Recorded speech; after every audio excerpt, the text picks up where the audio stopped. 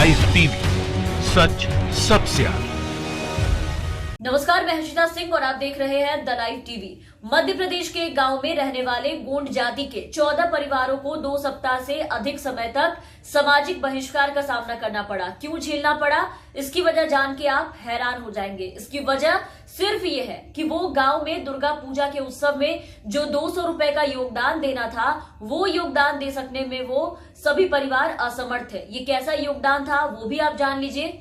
दुर्गा पूजा में जो मूर्तियां बैठाई जाती है, गली मोहल्ले में लोग जो माँ दुर्गा की बड़ी बड़ी मूर्तियां लाते हैं, मोहल्ले में लोगों से जो पैसे इकट्ठा किए जाते हैं, यानी कि जो चंदा लिए जाते हैं जिससे मूर्तियां आती है, उस चंदे को देने में ये लोग असमर्थ थे। और उसी की एक कहानी है जहां मध्य प्रदेश में एक गांव में ये लोग इस राशि को देने में असमर्थ थे। 200 रुपया नहीं दे पाए, लेकिन इन परिवारों ने स्वेच्छा से 100 रुपए का योगदान देने की बात कही थी, लेकिन इसे नहीं माना गया वहां और गांव वालों ने इनका बहिष्कार कर दिया। लिहाजा इनके राशन बेचने, काम देने जैसी सभी सुविधाओं से इन्हें वंचित कर दिया गया।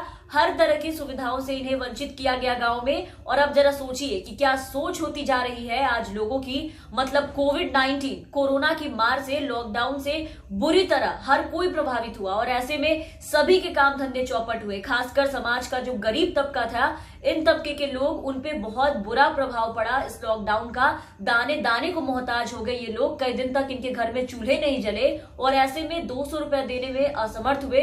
तो इस तरह का व्यवहार समाज के लोगों ने इनके साथ किया। इनके पूरे परिवार का बहिष्कार कर दिया गया। लेकिन 40 से अधिक गोंड परिवार, जिनमें से कई प्रवासी मजदूर के रूप में काम करते थे और लॉकडाउन के बाद अपने घर पहुंचे थे, कई दिनों तक पैदल चले थे, इन्होंने पैसे देने में बिल्कुल असमर्थता जब जताई तो सामाजिक दबाव में 26 परिवारों ने आखिरकार इनके दबाव में आकर के इनकी बात मानी और इन्हें पैसे दिए। बाकी के 14 परिवारों ने 100 रुपए का भुगतान करने की पेशकश की, लेकिन इसे मना कर दिया गया। जिसके बाद जब पूजा खत्म हुई तब गांव के प्रतिनिधियों ने सर्वसम्मति से इनका सामाजिक बहिष्कार किया। इस दौरान किसी भी ग्रामीण को 14 परिवार जिनका बहिष्कार किया गया, उनसे बात करने या उनके पास जाने की अनुमति उनके पास नहीं थी। उन्हें राशन और यहाँ तक कि गांव के डॉक्टरों को भी सुविधा लेने की अनुमति नहीं थी कि इन्हें जाकर सुविधा दे। मतलब चंदा न दे पाने की वजह से इन परिवारों को राशन खरीदने, पशुओं को चराने, काम करने, यहाँ तक कि इलाज करने पर भी इन्हें पूरे तरीके से इनकी रोक लगा दी गई। और इस बीच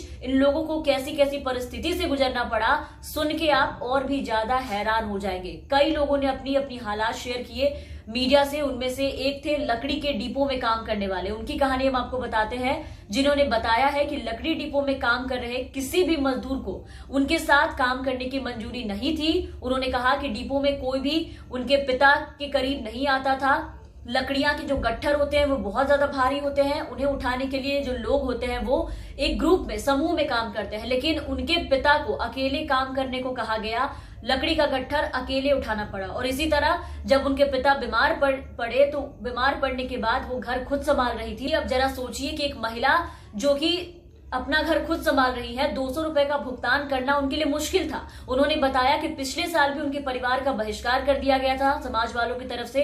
तब उन्हें काम करने के लिए शहर जाना पड़ा था और परिवार के लिए 500 रुपए उन्होंने भेजे थे ताकि संगठन को भुगतान करे, बहिष्कार की पाबंदी हटाई जा सके, बहिष्कार ना हो।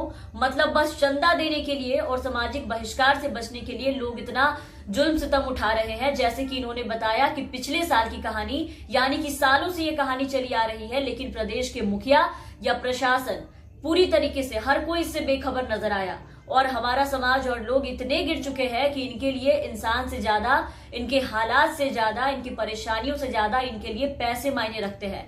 आज के समय में ऐसे लोगों की मदद करने के बजाय और लोग इन्हें प्रताड़ित करने का काम करते हैं। बस 200 रुपए के लिए इनका सामाजिक बहिष्कार कर दिया गया। इन्हें अलग कर दिया जाता है समाज से। हर मूलभूत सुविधाओं से इन्हें वंचित किया जाता है। मतलब जो पहले से मरे हुए हैं उनको और मार देने का काम किया जाता है।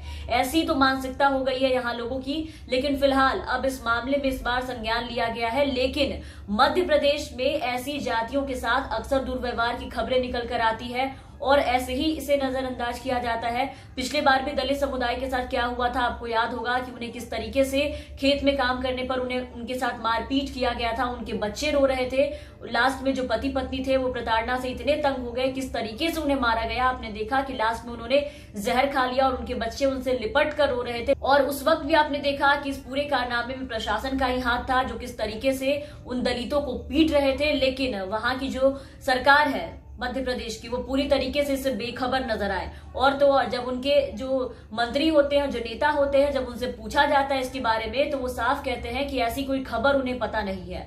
तो मध्य प्रदेश में जो ऐसी खबरें हैं और ऐसी जो तस्वीरें हैं वो बहुत आम बात सी हो गई है। इस जाति के जो लोग होते हैं, खास करके जो दलित समुदाय होते हैं, उनके साथ किस तरीके का व्यवहार किया जाता है, वहां के लोग किस तरीके से इनके साथ पेश आते हैं, वो अक्सर हम देखते हैं। कई वीडियोज हैं जो कि सोशल मीडिया पर वायरल हुए हैं, उनमें भी आपने देखा होगा कि दलित समुदाय के साथ कितना दुर्व्यवहार करते हैं लोग। लेकिन आज तक इस पे कभी भी ना सरकार की तरफ से कोई एक्शन लेते हुए देखा गया, ना वहां के प्रशासन इस पर कुछ एक्शन लेते हैं। लेकिन जब ये मामला 200 रुपया जो चंदा लेने का जो मामला निकल कर सामने आया, जब लोग खुद से प्रशासन के पास जाकर के न्याय की गुहार लगाए, अपनी परिस्थिति बताई, और जब ये जो खबरें हैं वो मीडिया के सामने आई, तब जाके प्रशासन की नींद खुली और उन्होंने इस पे संज्ञान लिया है। और इस बार उन्हें चेतावनी दी गई है। इस बार तो इन्हें चेतावनी दी गई और इस पर संज्ञान लिया गया। लेकिन मध्य प्रदेश में ये एक बहुत बड़ी समस्या है जिसका निदान होना बहुत ही ज्यादा जरूरी है। तो फिलहाल के लिए इस वीडियो में इतना ही। आप बने रहे हमारे साथ, और अगर आपने अब तक हमारे चैनल को सब्सक्राइब नहीं किया है तो सब्सक्राइब कर लीजिए।